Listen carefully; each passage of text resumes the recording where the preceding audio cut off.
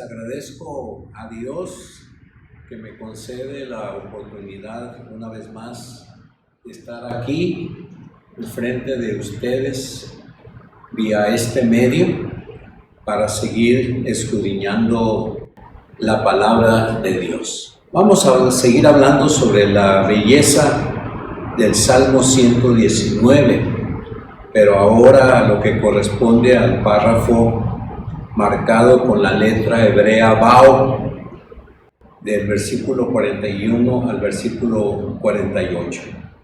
Como hemos dicho en otras ocasiones, el Salmo 119 es uno de los más largos, pero como los salmos son en realidad cantos, este salmo fue dividido en párrafos, nominados por el alfabeto hebreo.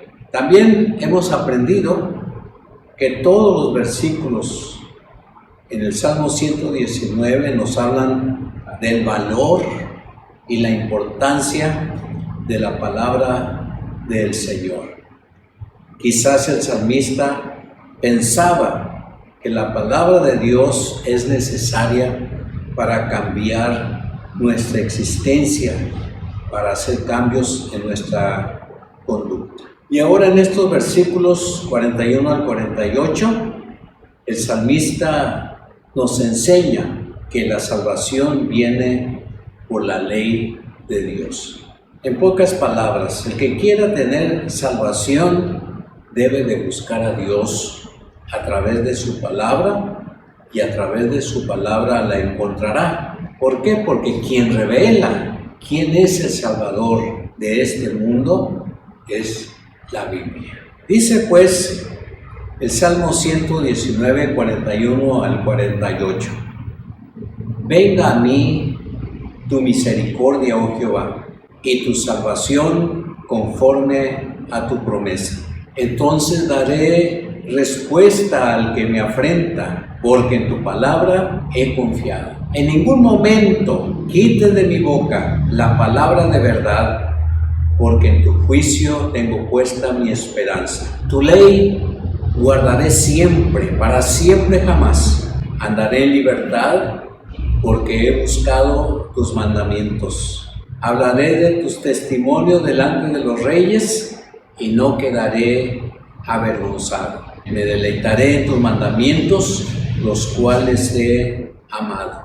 Alzaré mis manos a tus mandamientos, los cuales he amado, y meditaré en tus leyes. Y vamos a ver por lo menos 4 cosas relacionadas con este párrafo. La primera de ellas está en el versículo 41, donde aprendemos que el Señor ha prometido misericordia y salvación. El que cree en el Señor Jesucristo, al leer y estudiar la palabra, se convence de su condición de pecador y de su gran necesidad de ser salvo.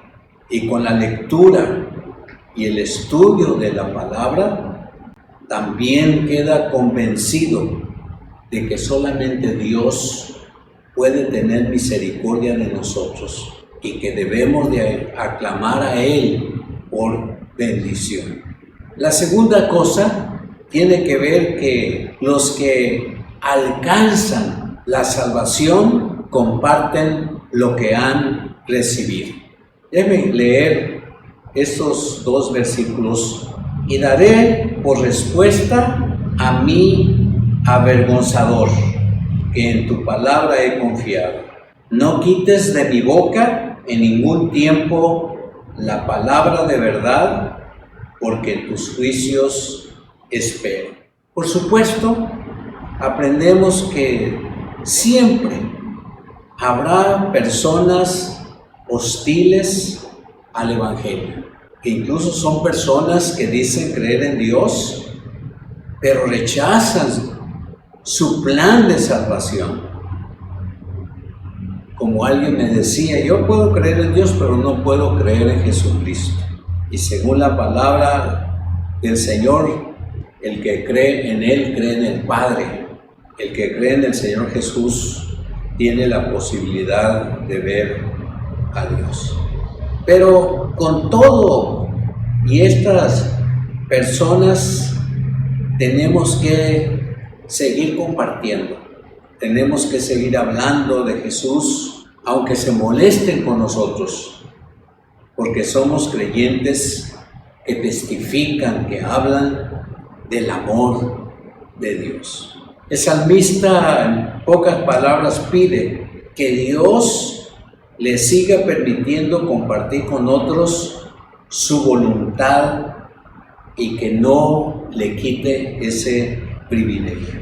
Quizás el salmista miraba que el hablar de Dios a otras personas era un privilegio que valía la pena disfrutar y cultivar. Así que a todos los que están en contra del Evangelio, quiero decirles que no pueden sus actitudes desanimarnos en ninguna forma, porque nosotros creemos en Dios, amamos a Dios y amamos su palabra, y siempre que hablamos su palabra, después de haberla estudiado, siempre hablaremos del Señor, aunque ellos se molesten. La tercera cosa la vemos en los versículos 44 al 46, y ahí aprendemos que el testimonio requiere una vida obediente. Por decirlo de otra manera, no puedes tú testificar si no tienes un verdadero espíritu de obediencia a Dios. Dice: guardaré tu ley siempre, para siempre y eternamente, y andaré en libertad, porque busqué tus mandamientos. Hablaré de tus testimonios delante de los reyes y no me avergonzaré. La vida en Cristo Jesús produce una vida verdadera, llena de libertad. Y esta viene de la obediencia a Dios, que al obedecer a Dios, esta acción produce más obediencia. Y un resultado de esta vida de entrega es no tener vergüenza, es no tener temor, no desilusionarnos por los casos de aquellos que se molestan porque hablamos del Señor Jesús, porque aún nosotros tenemos el privilegio de testificar aún a aquellos que están en autoridad. Por decir algo, los gobiernos de este mundo, nosotros podemos testificarles, porque somos emisarios de Dios. Así que dice el versículo 46, hablaré de tus testimonios delante de los reyes y no me avergonzaré. Y no importa cuán poderosos sean los reinos de este mundo, quienes están al frente de los gobiernos de este mundo deben de poner atención para escuchar la voz de Dios a través de los cientos y miles de siervos que están en todo el mundo hablando del Señor Jesús. Finalmente, el amor a la palabra hace posible la obediencia. Dijimos hace rato, el testificar requiere una vida obediente. Pero si nosotros amamos a Dios como amamos su palabra, esto hará posible que le obedezcamos a Dios siempre. Dice el versículo 47 y 48 en la versión del 60, y me regocijaré en tus mandamientos, los cuales he amado. Alzaré asimismo mis manos a tus mandamientos que amé y meditaré en tus estatutos. El salmista dice que es posible amar la palabra. Y quiero decirles que entre más leamos la palabra, entre más escudriñemos la palabra, entre más estudiemos la palabra, nuestro corazón se llenará de amor para Dios y para su palabra. Así que podemos amar sus estatutos y después seguir meditando en ellos como resultado. Hermanos, este es un gran día de reflexión. Gracias a Dios que nos permite estar juntos. Por eso debemos de recordar estas 4 cosas. El Señor ha prometido misericordia y salvación.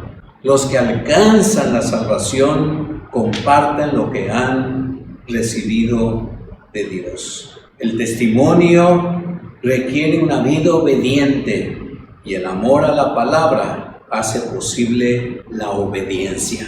Oremos a nuestro Dios. Señor bendito, gracias te damos por permitirnos una vez más estar a través de este medio escudriñando y disfrutando el estudio de tu bendita palabra. Gracias porque nos has permitido tener esto. Este mes de agosto en todas las iglesias cristianas se celebra el mes de la Biblia.